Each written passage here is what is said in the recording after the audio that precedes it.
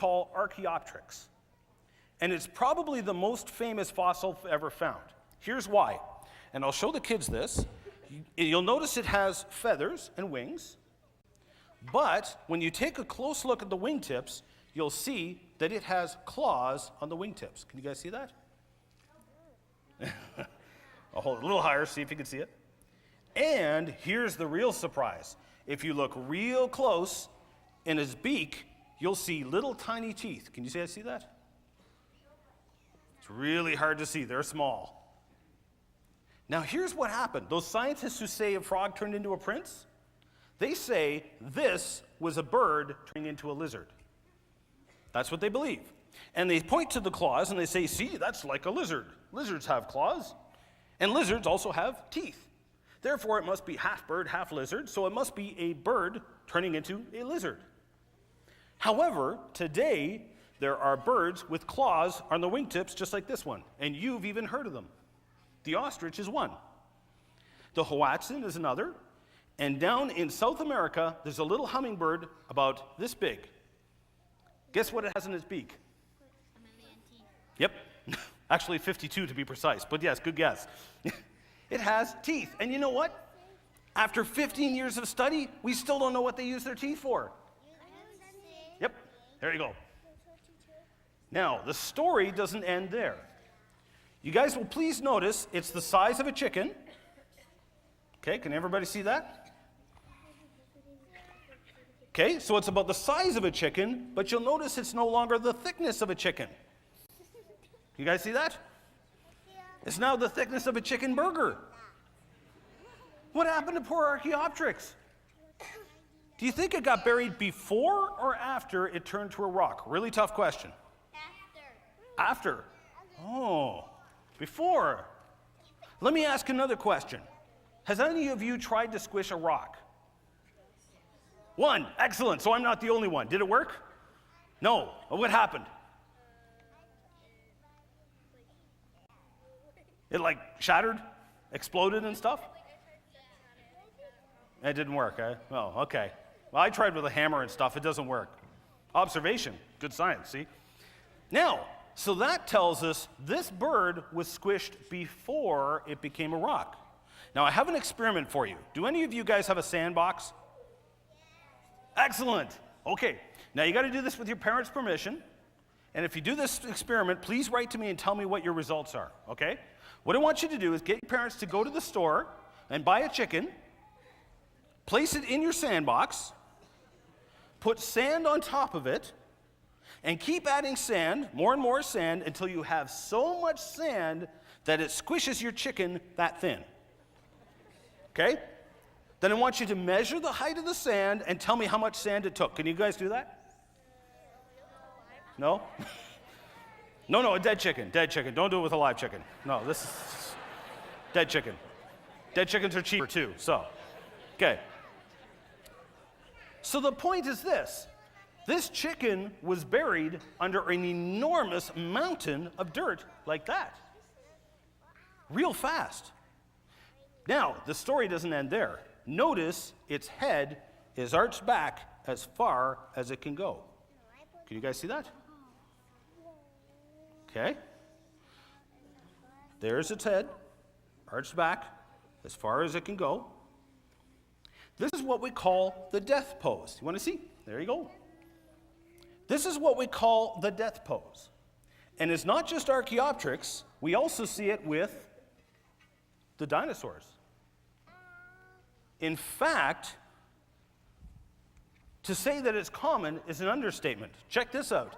This is my friend Vance Nelson's museum in Canada. This is the Creation Museum, or the Canadian Museum of Nature in Ottawa. Museum of Nature in Ottawa.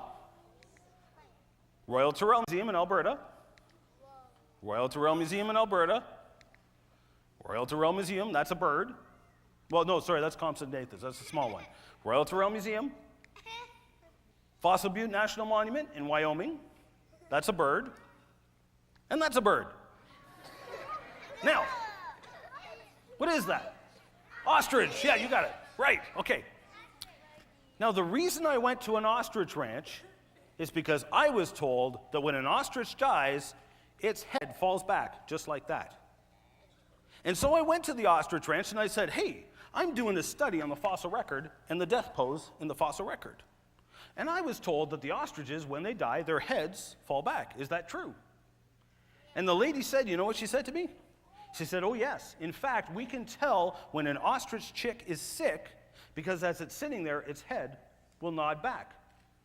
However, when it dies, its head will flop to the side, its legs will flop to the side. You'll find it at any position.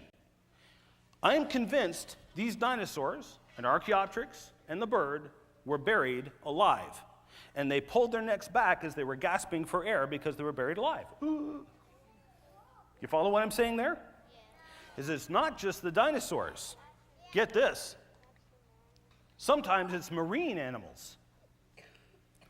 There's a Kechosaurus.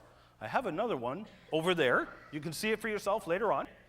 Now, what about the fossils? Okay, my Bible says 10 times in the first chapter of Genesis, it says that God created everything to reproduce after its kind. The scientists who say frogs turned into princes say that things change over time. After all, a frog turned into a prince, right? That's a lot of change, right? Okay, let's look at this scientifically. Do any of you know what that fossil is? Fish? What kind of fish? Swordfish? No, you're close. It's not a swordfish. It's a garfish. How do we know that it's a garfish? Its nose? Or, more importantly, it looks like a garfish. They're still alive today. That's how we know what they look like. They're still alive today. So nothing has changed. Now, what about this? What is that? Dragonfly? Wait a minute. Wait a minute. Okay, okay. How do you know it's a dragonfly? Because it looks like a dragonfly. Okay. This is supposed to be 100 million years old. I don't believe that date. But the scientists who say a frog turned into a prince, that's how old they say it is. They say it's 100 million years old. 100 million years, dragonflies have turned into dragonflies. Anybody know what that is? Horseshoe crab. How do we know it's a horseshoe crab? Ice cream?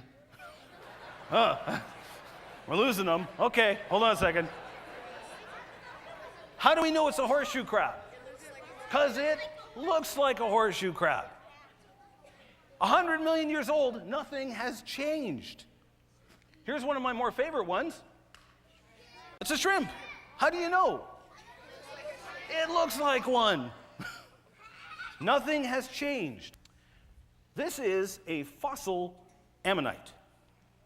It is supposed to be 300 million years old, according to the scientists who say a frog turned into a prince. Here's the modern version, the Nautilus. Here is what 300 million years of evolution has accomplished. Absolutely nothing. Instead, things have faithfully reproduced after their kind, exactly like my Bible said they would. So which is correct? Things change over time or things stay the same over time? They stay the same. So scientifically, which is correct? Frogs turned into princes or things were created and stayed the same way all the time? Which one does the evidence support? The Bible. Things were created. Okay, I'm going to call that it for tonight. Now, what I'm going to do is I'm going to pass things back over to Dr. Scudder. And thank you so much for having me out here tonight. So I'll have questions for you later on.